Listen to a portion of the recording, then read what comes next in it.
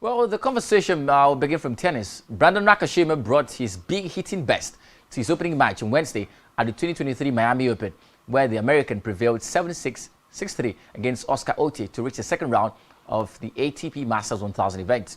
Nakashima did not face a breakpoint en route to victory in his maiden ATP head-to-head clash against Germany's Otte. The world number 45 fired 28 winners, including 10 aces, to set a second-round matchup against 20-seeded Alejandro Davidovich Fokina. The Californian is seeking to back up his strong 2022 when he clinched his maiden ATP Tour title in his hometown of San Diego before lifting the National ATP Final trophy in Milan. We're talking about the ladies. The parallels between Bianca Andreescu and Emma Raducanu have made for a compelling narrative. Both were born in Toronto and have Romanian heritage, and both won the US Open as teenagers in their tournament debut. Since then, after struggling with injuries and inconsistency, both players entered the Miami Open as unseeded first-round opponents. Well, on Wednesday, Andreescu knocked off Raducanu 6-3, 3-6, 6-2 in 2 hours and 33 minutes. Andreescu, who is the 2021 finalist here, won their first-round match in Rome last year after Raducanu retired, trailing 6-2 2-1 with a lower back injury. This time around, the opponent went 2-2 for 3 captivating sets, and it was Andreescu getting the victory. We're also talking about the ladies. Defending champion Swiatek has been forced to withdraw from the Miami Open due to a rib injury. The world number one said in a statement Wednesday that she'd been managing the injury since winning the Qatar Open last month. The top seed in Miami, Swiatek, was expected to play American Claire Liu in the second round on Thursday after receiving a first-round bye. She said that the injury will also keep her out of Poland's Billie Jean King Cup qualifier against Kazakhstan to be played in Astana from April 14th to April 15th. Swiatek will be replaced in this year's Miami Open draw by local loser Julia Graba. Let's talk about basketball. The Golden State Warriors claimed rare back-to-back wins this morning with a 127-125 victory at the Dallas Mavericks. But the game was marred by controversy after Kevon Looney's third-quarter uncontested dunk. Stephen Curry scored 20 points with 13 assists as the reigning NBA champions secured consecutive wins on a road trip for the first time this season at the stadium, at the court rather. But the Mavs were left raging after Looney's uncontested dunk at 1 minute left in the third quarter from Warriors inbound after a timeout, which Dallas had thought was their ball, meaning they subsequently lined up on the other half of the court. Mavericks owner Mark Cuban said they would contest the result of the game due to the incident, which he labeled the worst officiating non-call mistake possibly in the history of the NBA. Despite that, the Mavericks could have won the game on merit, but Luka Doncic missing 2-point attempts under pressure from Draymond Green with 3.2 seconds left at 125-122. Doncic, in his return to action after missing 5 games with a thigh problem, scored 30 points, 7 rebounds, and 17 assists. In Kyrie Irving's absence, 20-year-old guard Jaden Hardy was outstanding with 6 3-pointers and his 27 points. It was Golden State Warriors' first road win when trailing after the first quarter, having entered the game with a record of no win and 20 massive losses. Well, let's talk about football. Nigeria's hopes of returning to the Olympic Games after missing Japan 2020 hangs in the balance as the Guinean under-23 team played a goalless draw against the under-23 Eagles in Abuja yesterday. The match at the MKO Abiola Stadium was the first leg of the Morocco 2023 Africa Under-23 Cup of Nations qualifier, which is Africa's qualifying competition for the Olympic Games. It's the playoffs which will decide which country qualifies for the Under-23 African, built for Morocco from June 24 to July 8. The top 3 teams from the Under-23 African will qualify for the Paris 2024 Olympics football competition, while the 4th place team will play the Asian Football Confederation CAF playoffs to decide the final slot at the Olympics. With the goalless draw in Abuja, the Olympic Eagles must either get a score draw or an outright win to qualify for the Africa Under-23 Nations Cup in Morocco. Well, these are the conversations we're tracking right now. We'll take that short break again. When we come back, we'll have Blyden Akim join the conversation. And you know what we do together? We'll do justice to what's in the plate. We'll be right back. Stick around.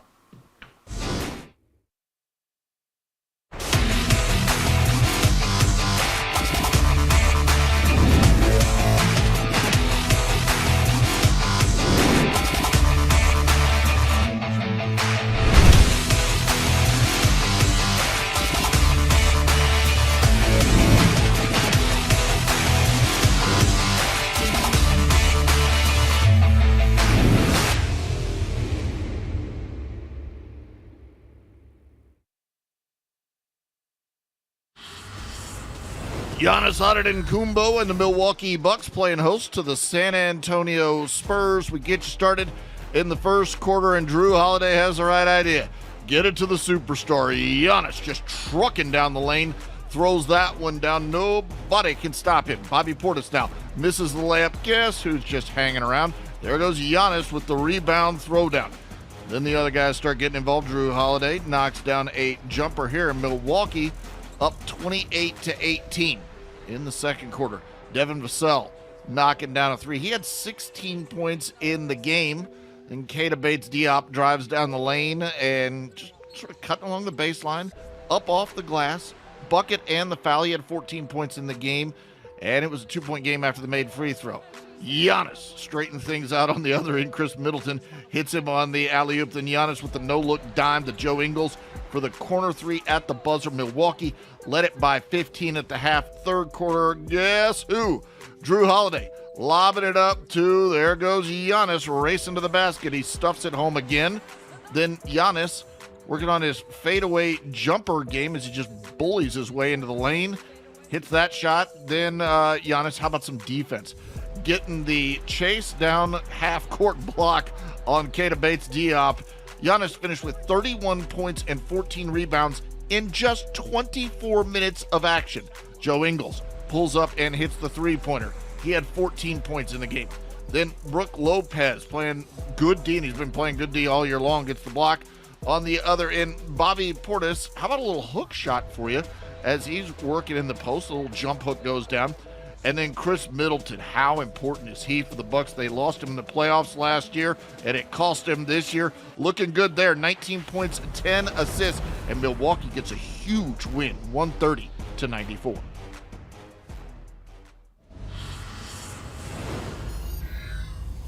The Knicks in Miami, it's their first game since the passing of Willis Reed. The Heat held a moment of silence before the game to honor the Hall of Famer. First quarter. Off the turnover, Knicks running. Jalen Brunson up to Julius Randle, who throws it down. New York by 6. Second quarter, Max Strus picks it off. Open Kyle Lowry, yes. Tyler Hero into the lane. Kick out, Lowry, 3 more. Miami leading 45-42. Now we're tied. Jimmy Butler rolls, gets the bucket. More from Butler. Walking it up. No hand in his face, so he buries the 3. 64-61 Heat at the half. Third quarter. Gabe Vincent to the free throw line, stops, falls away. It's good. How about Butler? Leans in, bucket, contact, the foul. Tough and one. And watch Butler afterwards. You can read his lips saying, "I'm that guy." Yeah, I'm that guy. Miami up 85-77 after the free throw. Butler no, but Bam Adebayo puts it back. Fourth quarter, Knicks hanging around. RJ Barrett, the 3. He had 26. And then Josh Hart lobs, Mitchell Robinson finishes. The Knicks take the 98-97 lead. Now the Heat trailing by 2. Max Strus, catch, shoot.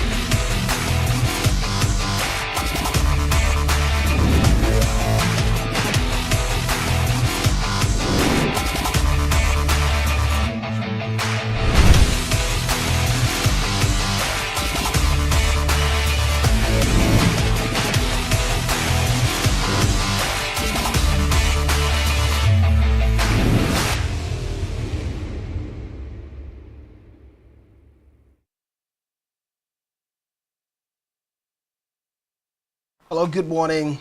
It's an exciting day to talk sports. And my name is Blyden Ukem. The events are ticking up and the excitements are high. Big superstars are showing dominance and class. While there's sadness for some of the big players, the shockers, but it's always going to be Miami Open. And the excitements are thrilling. Disappointments, on the other hand, world number 1, Igor Swiatek, missing out and withdrawing from the big event to 1000 Masters.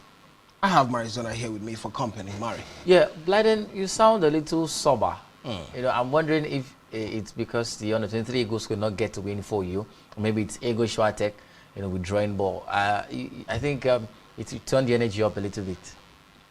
Well, let's turn the energy up then. We'll move straight to the Miami Open. The excitements are up, but the big talking point would be Iga Swiatek's world number 1. We've seen her performances in recent times, especially at the Paribas Open, and the disappointment that's come with her game. First, it was the Australian Open, where Iga Swiatek lost in the semi-finals to Elena Rybakina. Afterwards, the Paribas Open, the BNB Paribas Open in Indian Wells. Iga Swiatek also lost in the semi-finals to the same woman, Elena Rybakina. There were big hopes that she could return to the Miami Open, doing the magic what she knows how to do best. But Marizona, Iga says the difficulties are back for her. She's having a rib injury, and she's been managing this rib injury all through the tournament. And it started at the Totals Energy Qatar Open, where she won it. But at Doha, it came from that cough she had. And it's been back and consistent. The pain is there. And it's time for her to call a shot and say, I'm not participating in this one anymore. Could it be, many are thinking, the losses that have been coming? Well, Blind, first of all, it's practically a sad story, because Iga Swiatek arguably has been the most informed, female player on tour from last year to this year. She's world number 1 by miles ahead of a lot of other players, on the draw particularly. So I don't think she'll just come out and talk about this if there's no injury. So I think it's quite hard for her, like she discussed. She faced this physical concerns in the game she lost against Rybakina at the BNP Paribas Open, where she talked about her physical struggles in that game, and then in Qatar as well, in Doha too. So all of that has culminated into, an aggravated rib problem. So I would love her to, use this time out to, of course, rest and recover. She's also reported that she's going to miss the Billie Jean King Cup tournament in Kazakhstan next month, and it's quite sad for, the young lady who was considered the top player in this competition. So that's the conversation, but hopefully she gets herself back on track and all of that. But of course, we're looking at, some bright side of things. It opens the floor for loads of players to creep in and stand a chance of winning the competition. Rybakina was unarguably unplayable in the previous tournament, the Indian Wells competition. And of course, there's Sabalenka in and around the chase as well. Loads of players getting to get themselves back on track. So it will make a lot of sense, particularly. So I want to see, what she does, what the other players, do this competition. For Rybakina, there's a lot of talk about her quality and how she can actually attain consistency after winning the Indian Wells and the Wimbledon last year. Secondly, we're talking about Sabalenka, who's gone to back-to-back finals, so far. And it makes a lot of sense if you look at the quality. Won the Australian Open, went all the way to the final of the Indian Wells competition as well. So I think the exit of Swiatek gives loads of these players a chance to dream of winning competition like this. That should make sense. But I wish Swiatek the very best too. Big chance for 2 players, Elena Rybakina and Aryna Sabalenka, to show who gets to be dominant after each have beaten each other in the past 2 competitions when Iga Swiatek was eliminated. But let's move to talk about the event of yesterday. It was Bianca Andreescu defeating the British number 1. We're talking about Emma Raducanu. Both players have history. The history is they both were born in Toronto, had Romania heritage. On the other hand, both players won the US Open as teenagers in their debut season.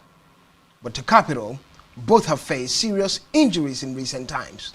But finally, I think the more experienced player, Andreescu Bianca, had the better of Emma Raducanu in this one as expected. The struggles continue for Emma Raducanu, and it's quite difficult for her. She's complaining about her wrist injury, which happened earlier in the year at Auckland. I think for the game, particularly better, was won by number 1 experience, and secondly the fact that Andreescu was a lot more fit. Raducanu was a little match rusty. Andreescu is getting herself back on track. She's trying to get back to tennis. She's trying to play at top level as possible. Since 2019, when she won the US Open as a qualifier, it's been here and there for her, particularly not the best of names, as she struggled for form. But she's been consistent lately, getting to play as many games as possible, participating in several tournaments, on tour. You look at Raducanu, the last tournament she crashed out before the Australian Open, and then in the build-up to the Indian Wells, she had to crash out too, due to a seeming injury and all of that. So Raducanu wasn't entirely fit, and I saw the game as well. Raducanu lacked match sharpness and match fitness as compared to Andreescu, who was everywhere in the game. She was very sharp and very, very solid, and that's why she got the victory in the manner which she did. for herself. But for Raducanu, I think this is a chance for her to rest and refresh and continue playing, because right now, one thing that has been a key cog in her game has been lack of fitness. So I would love her to participate in as many competitions as possible, play as many games as possible, get your fitness back on track, and get your level up. Particularly for Andrescu, congrats to her, and it makes sense that we're seeing her get to this level of winning games. Let's see what she does in the second round of the competition. Well, it's good for Emma Raducanu that she's not changing coaches any longer. Before now, it was each loss she gets to change her coach. But we really hope Emma Raducanu gets to be consistent in her performance. Talking about a British #1, you have to show class and dominance. Let's move to the men's game and see what happened in that direction. One key feature was Brandon Nakashima of the USA defeating Oscar Ote in this one. First round competition, Arizona. Brandon Nakashima, we've seen the performances from him last year, got to the next gen finals, won it, made a lot of sense. And we've talked about that progression as a young lad. We've seen the likes of Yannick Sinner doing well moving forward. Yeah. Carlos Alcaraz is doing well also moving forward. But Brandon has not really turned up to the party. But he's won the first opener at the Miami Open. Good way to start for the 21-year-old American who has showed a lot of signs of quality, and she showed that maybe he's one for the future for the American side, because we've seen lots of Americans come through at the ATP Tour this season. Taylor Fritz, Francis Tiafoe, and the rest of them getting to do their bid to get themselves over the line. So it was good to see this man get a victory against Germany's Oscar Ote. Made a lot of sense. This was their first ATP head-to-head game, and of course the man Nakashima was really good.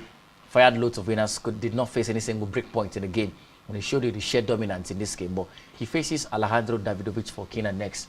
Tough opponent for me, because the last time he faced Fokina, he lost. That was last year. So there's a lot of competition heading into this competition. And Fokina is also looking to progress to, the big stage of the competition. He wants to be, he wants to be looked at as a big name. Remember that when you want to talk about, Spanish tennis players, after Rafa Nadal, it's Carlos Alcaraz. You don't mention any other person. Roberto Batista Agut is not there, and Davidovich Fokina too. So he wants to get to that level where he's considered a top player. And I think he's going to want to defeat, the man Nakashima. So the game comes in quite interesting for me. So I'm looking forward to the encounter, Blyden. Oh, he's quite experienced when it has to take on a young star like Nakashima, but exceptional tennis we'll be looking at right now. But there were also shockers in this event. One of it would be John Isner losing quite early in the tournament. We're talking about losing to Emilio Nava. Quite shocking. Also, there were decent wins for the likes of Dusan Lajovic beating Andy Murray. Andy Murray, top champion we've talked about from Britain. But that wasn't surprising anyway, Arizona. Yeah, it wasn't. Andy Murray, at this point in his career, is just wants to play tennis. He just wants to play tennis. The competitions he's been participating in. Well, I love his resilience, Blyden. I love his perseverance that, despite the physical struggles that he's been going through, he still wants to play. And it makes a lot of sense for me. He's not been the best of performers. He's had some fine wins. I remember Argentina, Buenos Aires, where he was quite fantastic, went all the way, I think, to the quarterfinals of the competition. He was not expected to go that far, but went that far. And it made sense for me. But, you look at his game lately, it's been a downturn. And it's a 1,000 Masters, quite difficult. Yeah, top players around. We're talking top players. And then look at Dusan Lajovic, Serbian. He wants to be there. He wants to be considered a Novak Djokovic and all of that. So he wanted to put up that performance. But, the margins were quite wide if you compare with players in recent form and all of that. But kudos to Andy Murray for always wanting to participate and compete despite the struggles he's been facing physically. Despite struggles, many have done unsurmountable feats, getting numbers and having wins. Let's move to basketball, the NBA. One name comes to mind who's been quite dominant in the scene of basketball for the Denver Nuggets. It would be Nikola Jokic, hitting massive 31 points and taking the Nuggets to a away win against the Wizards. 118-104 it ended, but the numbers are coming in. There's been a bit of slowdown for the Nuggets and Jokic for a while, but he seemed back and showing that class and dominance. Yeah, Blyden, that 2 wins in the last 6 games, trying to get themselves back on track. And after the struggle. Yeah, it's a back-to-back too, so it makes a lot of sense for the Denver Nuggets who, were going through a momentary blip, but this man comes through for the team. Now, one of the reasons why they were going through that blip was the fact that, the man was out, Jamal Murray, there was nobody to score the points for them. There was nobody for, Jokic to give the assist to. But lately, we see what Jokic does. But we've always talked about Nikola Jokic not kind of defending on anybody. Yeah, that's the thing. That's what I was going there. He realized the Lacuna in the team, and he's done that. He's scoring points, had 31 this morning, also getting as many assists as possible. And it shows you how much of a complete player this man is and how integral he's been for the team over time. So it made a lot of sense for me. For the Washington Wizards, not the biggest of basketball names, especially this season, and you respect them, to fall to the Denver Nuggets. But of course, for the Nuggets, they sit very pretty, unassailable lead they've gotten at the top of the Western Conference, and it makes sense for me. Well, for the New York Knicks, on one hand, they seem to be doing well. On the other hand, they're struggling. Early hours of the morning, the Knicks lost 127-120 to Jimmy Butler's side, the Miami Heat, who had a massive win and massive point for Jimmy Butler. 35 massive points in this one. We've seen the Miami Heat this season. Yeah. They've struggled a little here, a little there. Yeah. Trying to get into the playoff zone, but they're right now in the play-in zones. Quite difficult for them, but finally, taking on the New York Knicks. They've been pretty decent in recent times too, on the other hand, but the result on the night was that of Miami Heat. Yeah, definitely, Blyden. And for the Heat, I expected more, but they've huffed and puffed at different occasions this season. They've not been consistent, and then despite having some very fine names in basketball, we're talking, Jimmy Butler, who posted 35, by the way, this morning. Tyler Hero had 14 points. Max Strus, Bama Debayo, big names are expected to turn up really big for the team, but sadly, they've not been able to form that cohesion and get to play as a team, as a solid unit. And they've struggled for form lately as well. So it was good to see them get themselves back on track and get this win against the much fancied New York Knicks. And it was quite a close game, 127-120, and it showed you how quite intense the game was. But it was good to see the Miamis get themselves back on track. I want to see consistency from them. As you talked about, they're in and around, the qualification spot for the playoffs later this season. The playoff spot, the 6th position, and they sit around 8. So they want to get in there or maybe get into the playing tournament. But so far, so good. It's good for the Miami Heat, but let's see if they can get consistency, because one thing they've lacked this season has been consistency. I want to see that this time, Blyden. Well, let's talk about the return of Ja Morant. After that incident showing a gun at the Denver club. Nightclub, yeah. Well, quite sad. He's been suspended for a couple of games, about 6 of them. 8. Yeah, maybe 8 at some point. Had 2, had 6, and of course, the NBA extended it to 2 more games, and it was 8. And then he had that break. The team didn't bring him back immediately. Yeah, had 2 games break. 2 games but break, finally he's back. And the dominance had been that of the side. They showed some level of class, especially when they took on the Rockets. But it was a close call, one way or the other. Yeah. 130, 125. At the end of it, well, Jay Jackson Jr. was the man who made the magic for them. Yeah. Not Ja Morant, hitting 37 massive points in this one. Yeah. Good result. And the return of the superstar Ja Morant. Well, Jaren Jackson Jr. has been doing a fantastic job in the absence of Ja Morant. I just realized that, and it makes sense. Had over 30 points, and then I've watched his game over time. He's averaged 30+ points since Ja was out, and I think maybe he's getting to become the next big superstar for the Grizzlies team. Showed fantastic energy yesterday. For Ja Morant, well, his match rustiness was quite evident, because he wasn't as sharp as he should be. I mean, you've stayed out. He wouldn't be. Yeah, you stayed out of action for how many? 8 games and all of that. So respected to get us back on track. But fantastic stuff, from Jaren Jackson Jr. I want to see consistency from the man. Holistically, the Houston Rockets are not the best of teams, Blyden. They struggled. One of the worst teams at the NBA this season. Poor record.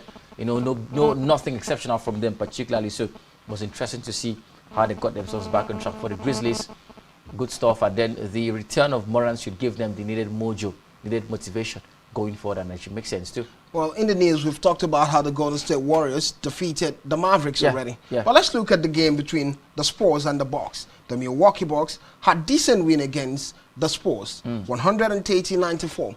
They couldn't let the Spurs get to the 100 mark. But finally, you could talk about one man always being the man, Giannis Antetokounmpo, hitting 31 points and 14 rebounds. Quite a number, quite a performance, quite consistent. Let me tell you how dominant, how impervious, how remarkable the Bucks have been. Now you're back with the big words. Now, here's the thing, Blyden. The San Antonio Spurs are leaders at the Western Conference, shuffling between 2nd and 3rd position. They've lost just 1 game. Before the game yesterday, they had lost just 1 in 7. And they showed lots of quality. But all of that was brought to nonsense against the Milwaukee Bucks. They could not even get to the 100-point mark. Yeah. And it showed you how good the Milwaukee Bucks are and have been this season. They've been so consistent. Solid, Blyden. A decent, a properly drilled basketball team. The best for me this season over time. I thought it was the Celtics. But the Milwaukee Bucks have Not overtaken necessarily them. the best for you, the best for everyone. The stats are there. Well, I don't know for everybody else, but I think for me, they're the best team. And arguably the best team. Antetokounmpo, I mean, big name, Blyden, does a fantastic job. Every time he scored up to represent the team, and he showed class yesterday as well. Just one more time, and shows energy. They're gradually chasing that playoff spot, and it makes sense. They want to win the championship, and they're showing it. One team who have showed seriousness in wanting to get that golden ring has been the Milwaukee Bucks, and it makes sense for me. Well, they've qualified for the playoff already. Yeah. Decent side you could think of. The question wouldn't be about the regular season. The question would be, when you get to the playoff, can you get to become a champion? They've done it before. Can they do it again? That's the big one. But we'll draw the curtain on NBA here. When we return from this break, we'll be talking football all the way. By the way, a referee in Egypt had to go look at a fan's phone in order to make it a VAR screen. We'll get to talk more about it when we return from this break.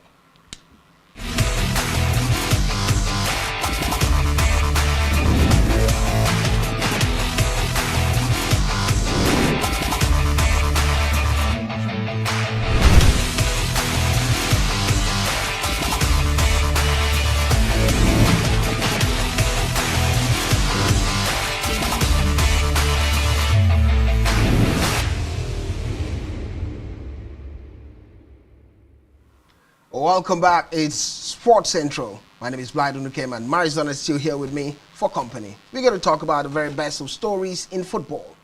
Well, we begin with Nigeria's under-23 side. The qualification for Morocco's under-23 AFCON was set yesterday. Nigeria's under-23 side, mostly tagged, the Dream Team took on their Guinean counterpart at the Moshood Abiola Stadium. It ended 0-0. Disappointing outing for Nigeria. Last edition, they didn't qualify for the Olympic Games, and there were big hopes they could turn up to the party in this one, but it never happened. They had a red card at the birth of time, a second yellow, Arizona. Yeah. How disappointing was it yesterday? Nigeria taking on Guinea. Well, it ended 0-0 at home. Amid perspective of a second leg, which could be quite difficult going away. Definitely, Blyden. You know, it's about taking your chance when you have them, and it's sad because, you know, particularly they had loads of chances to score at the game yesterday, but they could not score. I saw clips of the game, and it was entirely disappointing to see that a team, you know, built up by, you know, the famous coach Salisu Yusuf could not get a single goal against Guinea. I mean, where does Guinea stand when compared to Nigeria?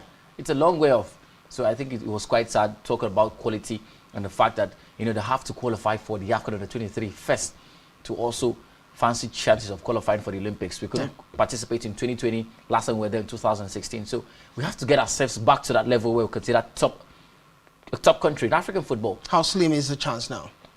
Tight. Tiny, Blyden. Because the conversation isn't just about the second leg of this game between Guinea. If they get to qualify, they're going through that series in Morocco. Definitely. Where you get to qualify for the Paris 2024. Exactly. The top 3 team must qualify from this one. And the 4th team at the AFCON in Morocco will go in a playoff against Asian side. Yeah. Now, here's the thing, Blyden, because I try to use logical, you know, evidences to draw conclusion. If you're struggling in a qualifying game, how much more when the tournament proper starts? We're talking about Morocco. We're talking about Ghana. We're talking Ivory Coast. Top sides in Africa. We're talking Egypt. You know, and then there's only space for 3. You know, so it's difficult. I mean, the chances are slim. Disappointed to what could happen. Exactly.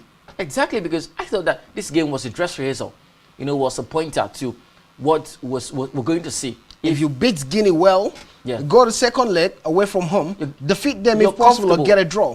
We know that you're ready for the tournament. Yeah, you're and we have hopes probably you might qualify for the 2024 what we saw yesterday clearly speaks the fact that the boys are first of all not ready for the competition, and 2, do not even understand the efficacy of what they're going into. And that's quite sad, because if at the end of the day we do not qualify for the Olympics again, I think it's going to be sad and disastrous. And there'll be question tags on not just the players, but Coach Salisu Yusuf at the national team level. I've never been a fan, sadly. So that's a conversation. But let's see what happens, because the only lifeline is the fact that there is an away goal rule, you know, in the qualifiers. So they go there, probably get a score draw and qualify or win. But at the end of the day, I want to see an improvement in not just the game, but the performance from them. Let's see what Tuesday holds for us, Blyden. Well, one of the talking points would be this, Murray. how come NFF gets setting up coaches for the national team that many people don't get to like, that are not impressive? Look, under 20, there were concerns with Ladan Bosu. Now, under 23, there are concerns with Salisu. Everyone talked about it, you just mentioned it, that he's not been your fancy coach. I've never been a fan, sadly, and I no disrespect to him, but I don't see the rationale behind a coach who was clearly and evidently he was seen getting bribe, you know, and of course there was a judgment. He was banned from football for 1 year, and then you draft him back to the national team. What does he speak about? Transparency. What does he speak about? Integrity and all of that. That's a conversation, you know. So yes, it's a fine coach, but I think we've got finer eggheads, you know, at the national team level. Draft them. It doesn't have to be Salisu Yusuf. Come on. He says he's a fine coach. Question is, what makes him a fine coach? Exactly. I didn't even say he's fine. I'm saying we have other fine coaches. Yeah. You know, so that's the thing. It doesn't have to be Salisu Yusuf. They just keep cycling the same people. Both of these coaches have not gone for a refresher course since 1995. So they're using the archaic football philosophies to coach these youngsters. Meanwhile, football has evolved. Football is dynamic. Mari, let's move ahead. That's the conversation, so it's sad. Let's move away from the sad story and talk about the one that might be exciting. He's a Nigerian player.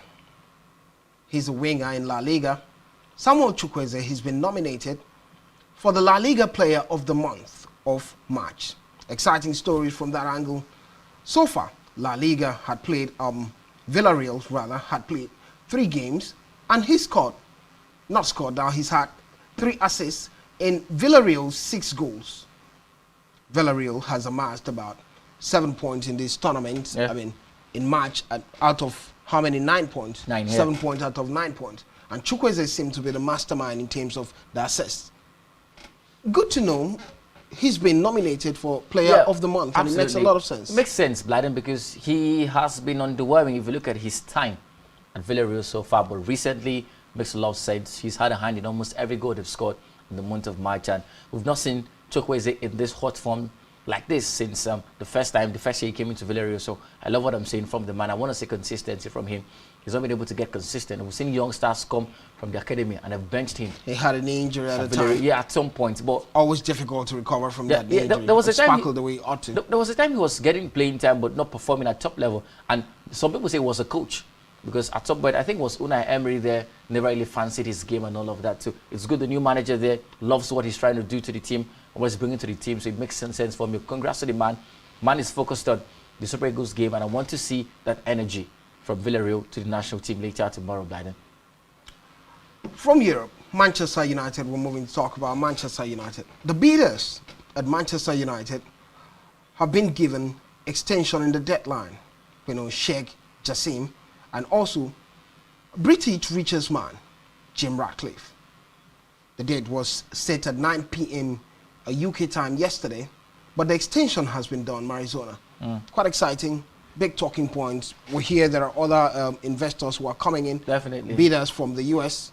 But the Rain Group are saying, we've given you an extension. Let's see if you can have an improved bid. A second improved bid. First bid, most of them had hinged it at 4.5 billion pounds. Yeah. Billion pounds. Now we're talking about 5.5 billion pounds for Manchester United, which for me, it's a personal opinion though, but United are not worth that money, sadly. Because you look at the indices, you know, I mean, the marketability of the club in the past 5 years, what have they done in Europe in the past 5 years, what is the achievement in the past 5 years, not entirely palatable. But that's, by the way, the Qataris are very willing to spend that amount of money and also clear their debt. You know, and then for Sir Jim Ratcliffe, he wants to spend that money, but doesn't want to clear the debt. So it's quite a clash. But of course, the United fans want the Qataris to come through, because we've seen what the Arabians have done with clubs in Europe. Look at PSG, look at Manchester City, look at Newcastle. And then you see, when they once they come, they bring in money, bring in a structure, and then they take you a notch forward. So that's a conversation too. But let's see what the Rain Group does at the end of the day. Well, there's a chance for sentiments to be a part of the conversation, because what kind of sentiment? Jim Ratcliffe is British, right? So probably play the sentimental card in this conversation. It counts, because if you go through the English media, it's Jim Ratcliffe they're talking about first before the Qataris. You know, so that's the conversation. Well, one reason could have been the events that unfolded at the World Cup at the time. Yeah. You know, the British media were the forefront in talking about the fact that human rights in Qatar isn't abuses in Qatar and all of that. Yeah, that's also a conversation, Blyden. That's also a conversation, Blyden, and all of that. But I think the British are rooting, the British press rooting for, Jim Ratcliffe to take over the club. First off, Jim Ratcliffe is not the owner of any top club in Europe. It's Nice in France, so they're entirely the biggest names. They want him to get hold of Manchester United, so it'll make a lot of sense from a sentimental perspective. But I think that's on the Glazer family and the Rain Group to decide. One more talking point, quite exciting. In the Egyptian Football League, a certain Egyptian referee, Farouk, was suspended for using spectators' mobile phone to disallow a goal. It was a game between El Nasser and Sousse, away from home for El Nasser at the home of Sousse. And Sousse were up 2-1. El Nasser equalized. There were lots of disgruntledness. The fans were talking, chanting, and disagreeing. But there was no VAR system to check if the goal was accurate or not. So after lots of pressure, Mr. Farouk went to get a fan's phone to check the goal and finally disallowed the goal for a handball, Murray. No. Not heard of in football. Well, Blyden, first of all, why are you suspending the man? You didn't give him VAR. He went to check his own VAR and then did like this and then gave the goal and you said, well, don't suspend the man. Because if referees were that discreet and all of that, there would be no need for the VAR. Because obviously he didn't get hold of the incident that led to the goal. So they wanted to see. Well, it's not professional for the system. Well, it's not, but you'd have given him the VAR, provide the VAR, because... How did the fan just capture that? Well, football fans can be very interested. You go to the stadium, they just hold your phones up there to capture that magical moment. Yeah, that's the thing. Some of them use it as content creation on social media. It turned out to be a VAR for them. I think that guy should be awarded, even the man of the match award, the owner of the phone, the man of the match award, obviously, because he saved the day. But the referee should have done that. Yeah, We've seen football played without VAR. You don't have to go to a fan to get a phone. But there are lots of decisions that used to go under the carpet before the VAR Here's came. another reason, Murray. Yeah. Sometimes you can see from a phone from one angle. Yeah. But if you have the VAR system, it gives you different angles to it. That's understood. You get the accurate decision. That's understood, Blyden. But what about in cases where there's no VAR? Like in Egypt's second division? Let it be. There's no VAR in the Nigerian Football League. And we're playing leagues. Well, that's the truth, Blyden, but trust me, there are lots of decisions that would have been called back if there was VAR in our leagues, particularly. Look at England, for instance. There are tackles that the referees would just give when there was no VAR. Even with VAR, we're still not having the best of results. Yes, but there is a sense of accountability now and transparency in decision making. We're still having that controversy. Well, it's a lot better, Blyden. Look at 2010 World Cup. Agreed, it's a lot. That Frank Lampard's goal. But that referee should have gone for the fan. Well, no way, come on. Now, first of all, there's pressure. Now, let's settle it. It's a last-minute equalizer, right? So what? So there's pressure from both teams. At one end, the goal should not stand. At one end, the goal should stand. And it's a deciding moment. Imagine to be very, very careful. Imagine many fans had different angles to it. Yeah, so you have to look at virtually all the phones in the stadium. It'll be better to give you a clear picture of what's happening. I'm not saying the referee did the right thing, but I'm saying that the Egyptian Football Association rather, should provide the VAR to avoid circumstances like this again. Well, just the last one as we're about to close the session. Former Arsenal, Real Madrid and Germany midfielder Mesut Ozil retires from international football. Has been such a footballer. He needed the passes. He was the man to give it. Murray. Not much talking point. Just talk a little about Mesut Ozil. Well, Blyden, I just cannot talk a little, obviously, Please, because he's one player that transmogrified the role of a number 10 in football. Fantastic player. We keep talking about players having energy, players being able to run. Ozil never ran. He was one player that would sit there, do stuff, a lot of stuff. He was, Thank you, Murray. Was insanely creative. So kudos to this man. Thank you, Murray. Yeah, so it's beautiful. He's never had a fine end of career in Turkey. Thank you for being on the show. This is where we draw the curtain. Thank you for watching. All right.